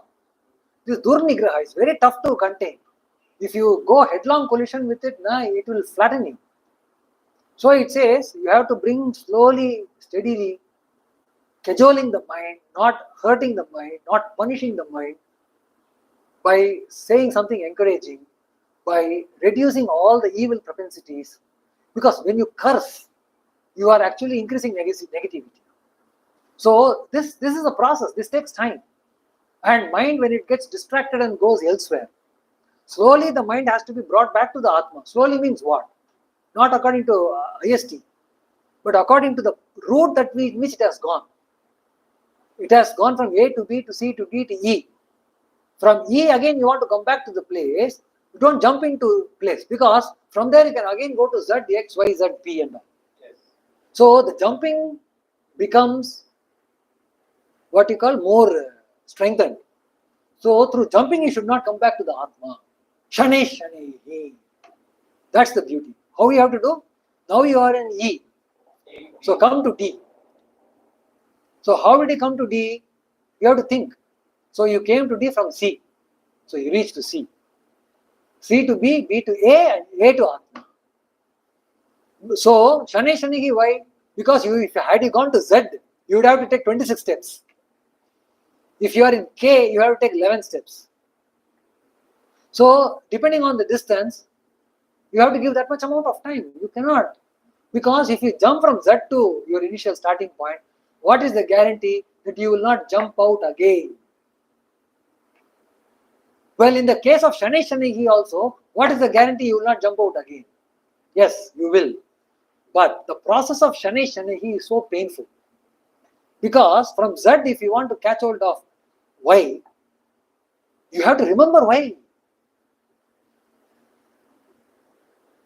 From X you came to Y, so you have to remember the X. So that means you have to remember all the 26 stations which has taken you to the Z stop. So enough is enough karke, if you jump, then again that enough is enough karke, you will again jump again. So what happens? From Z to the starting point, 26 things you have to remember, you happily went by, but you will painfully retrace. So since this tracing is painful, it becomes a kind of a learning in the mind not to jump again. He says, hey, you have to jump, this fellow will again ask us to trace back, and then I have to remember carefully. So it is so painful, so the mind will be trained this way not to jump. Bhayat tapati suryaha manopi, manasopi.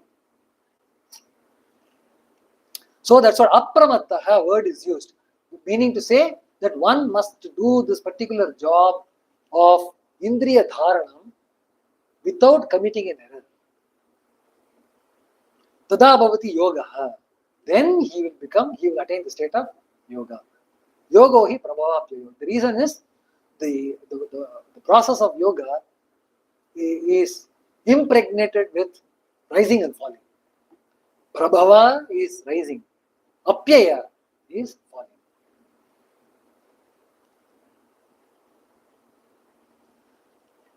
Okay, then is he cognizable? Yes. Naiva vacha na manasa praptum shakyo na chakshusha asti iti bruvataha anyatra katham tadupalabhyate. Anyatra katham tadupalabhyate. How else can it be attained?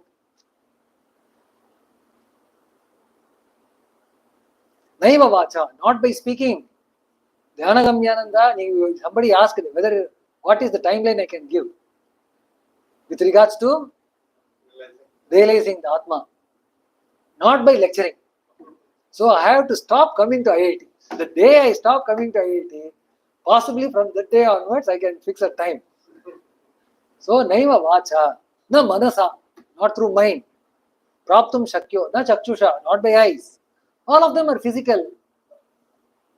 Asti iti bruvataha anyatra katham tadupalabhyate. How else can it be attained if it is not seen as something that is existing? How else can it be seen? Meaning to say that first try to understand that this Atman should be recognized as something which is existing. Asti. That's a beautiful word. Asti bhati priyam. The word is Sachidananda word is used. Sat aspect is Asti. Now this Asti, it is self-contained, It is self-contained. The definition of Asti is self-contained. You know how? How do you know it is there? Suppose you ask. Let us talk about self-containment of this Asti. Now we can ask this question, do you exist? No, not philosophically. You just go through your own. If you say you don't exist, then I will not talk to you. There's no point in trying to talk to you because you don't even exist. Why should I get into an argument with you at all? Why should I listen to your opinion at all? Your opinion does not even matter to anyone. The moment you say you don't exist, therefore you will have to, for sthana nigraha cannot be given. You cannot do a self goal. Same side goal you cannot do. So in order to do that, you say that you will exist. Now that existence itself is amplified. In the case of Atma, the notion of your existence itself is called Atma. So Asti. Asti iti bruvataha. It's been expressed. Kathamanyatra. How else can it be known? How else can it be logically put into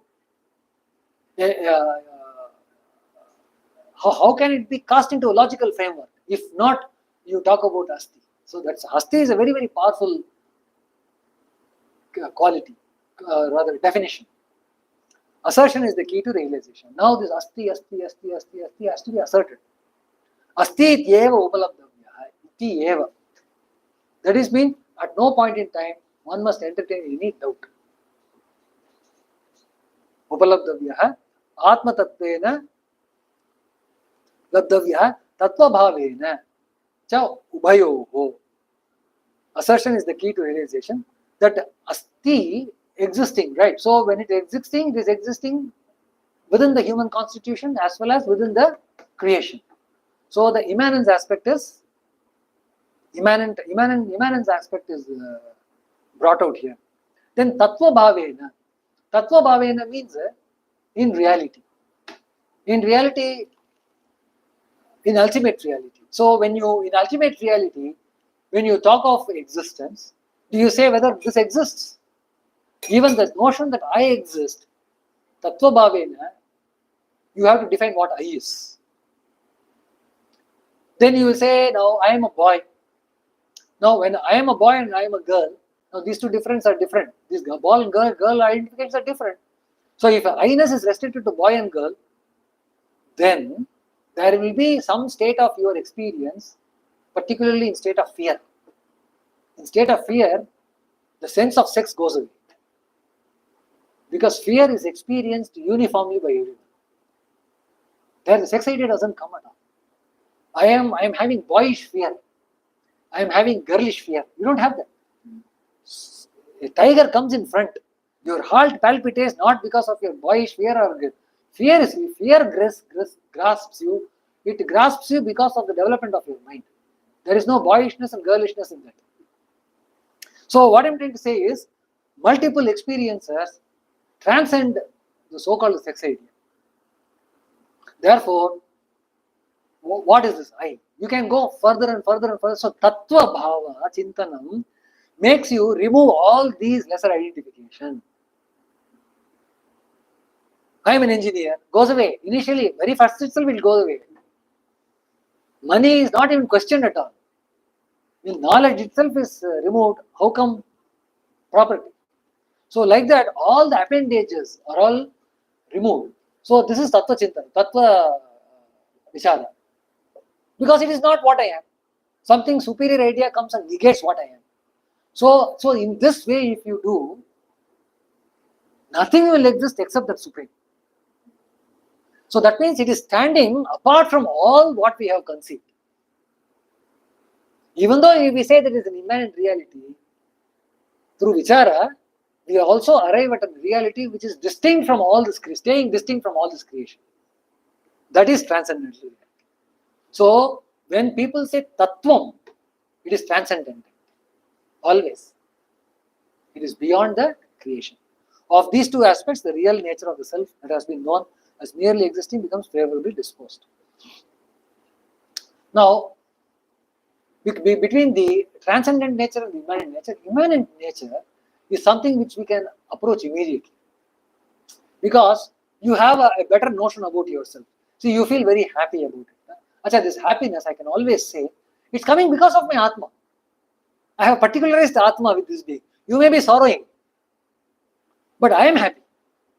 I am not paying attention to your sorrow, but I am trying to explain and understand what my joy, where my joy stems from. So that existence of the Atma within our own constitution, so to say, is the best place to start. That's why we are favorably prasidati tattvabhava asti iti upalabdasya tattvabhavaha prasidati. यदा सर्वे प्रमुच्यन्ते कामा ये अस्य हृदिश्रिताः अथ मर्त्यो मृतो भवति अत्र यत्र ब्रह्म समश्नुते. Hridi means mind. Here mind or the heart is having a lot of desires, vancha. Now hridishritaha, that are sitting in the heart, kamaha, the desires. Sarve, all the desires. Pramuchyante, they are all freed. The mind is freed from all these desires. Yada, when such a state comes, martyaha. Martyaha means a person who is mortal, who is considered as mortal. Amritaha bhavati. Thenceforth he will not be mortal. He will become immortal. So that does it mean that his body will live forever? No. Why? Because he has never associated himself with that body. Will his mind be staying forever in some other loka? He has never identified with the mind. Prana, much earlier. So only Atma alone abides, not the nature.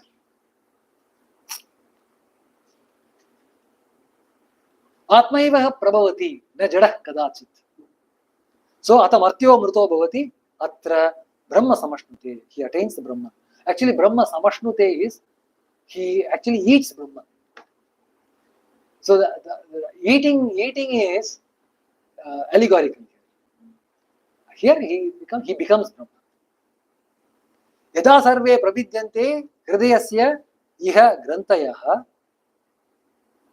atamartyo mruto bhavati etavat hi anushasanam. Hridayasya, again Hrida. Earlier Kama was given, now another language. What are these Kama doing? These Kama desires are coming and restricting you. Why restricting? Because when you put your mind in trying to become an engineer of IIT, you have denied yourself the opportunity to become a medical doctor in AIMS.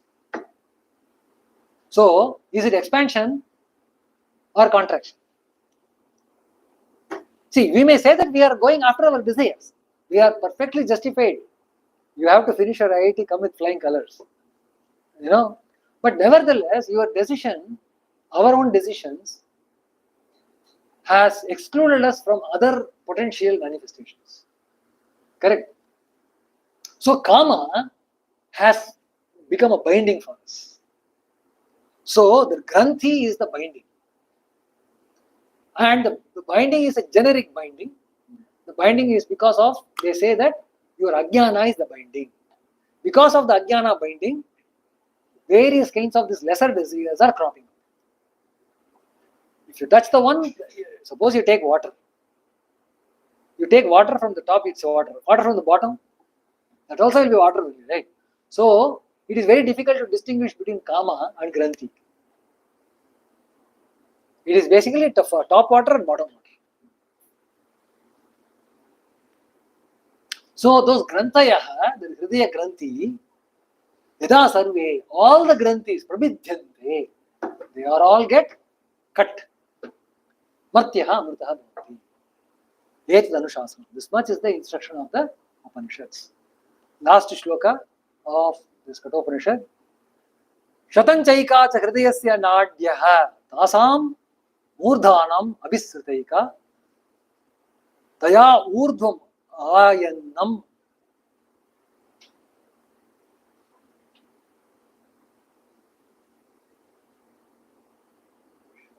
Urdhvam ayat na amritatvam eti vishwanganya utkramane bhavanti.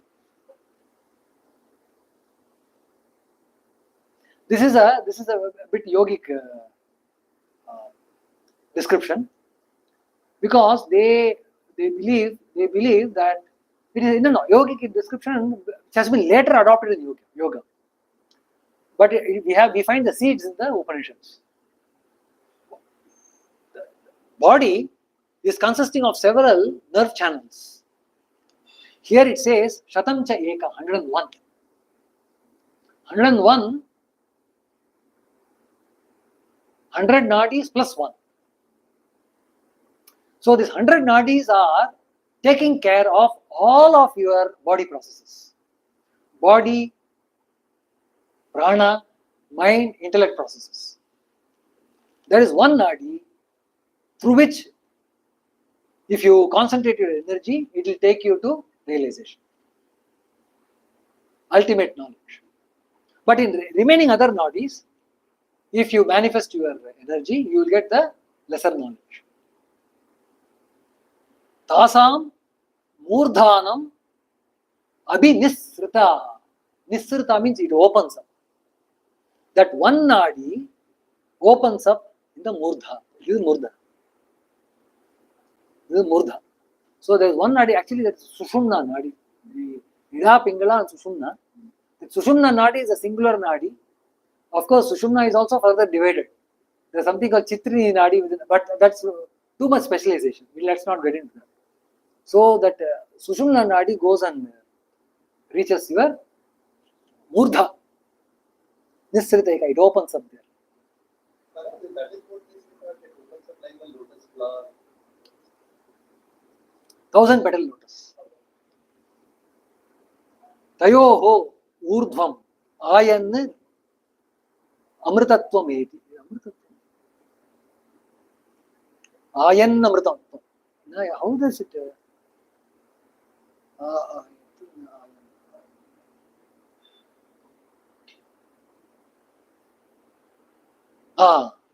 Correct. Urdhvam ayan. How it should be split is here. Urdhvam ayan. Urdhvam ayan. Ayanam means path. Amritatvam eti. He attains immortality. Vishwanganyaha utkramane bhavanti. Anyaha, rest of them,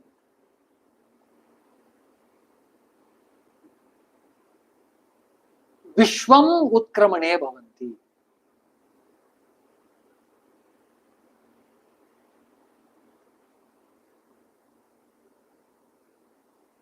They enter into multiple lokas. Utkramana means leaving. Utkramana is leaving. They live where? Vishwa. Live into. Vishwa is a creation, whole creation. They can enter into anything. So that means they are coming again back to the world. Amritatvam eti, Vishwang eti. Amritatvam eti is attaining immortality. Vishwang eti means they attain this world again. They attain this world in multiple directions. They means those people who have not attained it. Anye. This word anya is there, na?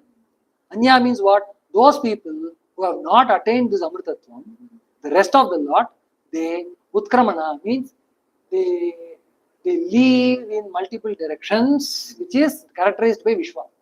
So right after this, Again, that, but see, there's no guarantee you will be born as human being. There's no guarantee. There are many cockroaches' body still waiting for re-entry. Because now I see very less cockroaches in domestics. So many bodies are still waiting. Subtle bodies are waiting now. So the moment I die, one of the cockroaches is going to take me and be born. So life cannot be taken for granted. And in fact, sthanu also one probability is there. Angushta matra purushottaratma sada jananam hridaye sannivishtaha tam swat swacha sharirat pravrhe munjadi viveshikam dhairyena. Dhairya word again is used because it is not for the covered eyes, not for the cowardly. This particular process. What is this process? Munjadi veshika. Dari says the munja grass seems to be very soft grass. And it's already a soft grass and there is a pith in that. So you have to remove the pith out of the soft grass. So it seems you have to be very concentrated, very dedicated and very one-pointed in order to remove it. So like that, in this body, the Atma is there sitting as the pith of that munja grass. So you have to get that fellow. Angushta matra, and this fellow is of the size of the Angushta. Purushaha, supreme, Antaratma, Hridaye, in the heart, Sannivishtaha, he has entered. And then after having entered, he has got deluded, covered. Now you have to uncover and then discover him. The process of discovering is compared to Munjadi Veshika. That is, on the Munja grass, you are removing the pith. Dhairyena, extremely patient. Tam Vidya Chukram, Tam Vidyate, having known that. What is that? Shukram, pure, Amritam, immortal. Tam Vidyate, Shukram, pure, Amritam, immortal. That is, he becomes that. Tam Vidyate, Shukram Bhavati, Amritam Bhavati. That Bhavati has not put, but that is understood.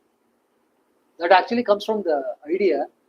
See, when you know gravitational theory, you don't become gravitational theory. But when you know Brahman, you become Brahman. And in fact, becoming Brahman is the only way to know Brahman. Oh, Mrityu Proktam, Nachiketo Talabva, Vidyametam Yoga Vidhim Chakritsnam, Brahma Prapto Virajo Bhoot, Virajaha Abhoot, Mrityuho Anyaha Api Evam, Yo Vidadhyatmameva. So this is a colophonic conclusion. What it says is, Nachiketa, having heard this, he became immortal. So what does it mean? All of you also have become immortal, provided the speaker is Yama. The speaker is just a dabaru here. So you got only noise. No voice, but only noise. So, but he says that knowledge which Nachiketa got, if anybody gets it, he will also be released. So that means this knowledge is not an exclusive possession of Yama Nachiketa. Here democratized. The knowledge is democratized. Anybody can get it. So we come to the end of this presentation. Om Shanti Shanti Shanti Hari Om Tat Sat Shri Ram Krishna Paramastu Bharatatve Sadalino Rama Krishna Samatmaya Yo Dharma Stapana Rato Viveshantan Namamyagam. जय श्री गुरु महाराज जी की जय, जय श्री महामाया की जय, जय श्री स्वामी जी महाराज जी की जय.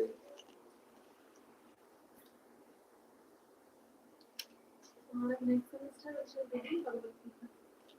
Yes, from the beginning. Make the begin from the beginning. So you completed 2 complete semesters. Yeah, 2 completed. Your 1 year. One year over. completed. 1 year over.